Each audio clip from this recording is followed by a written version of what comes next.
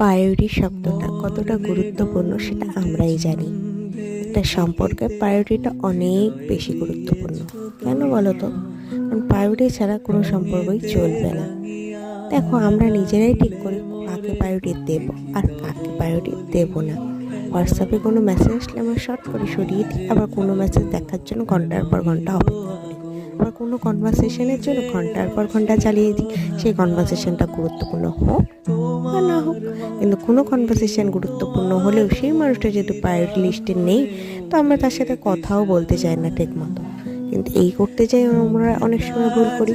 যে মানুষটাকে প্রায়োরিটি দেওয়া উচিত আমরা অনেক সময় দিই না, আর যে মানুষটাকে প্রায়োরিটি দিই সে আমাদের কষ্ট দেয়, দুঃখ দেয়, ধোকা দিয়ে চলে যায়। তো তোমরাই ভালো করে ঠিক করে নাও, প্রত্যেকটা মানুষকে ভালো করে ঠিক করে নেওয়া উচিত যে কে প্রায়োরিটি দেবে আর কাকে প্রায়োরিটি দেবে না।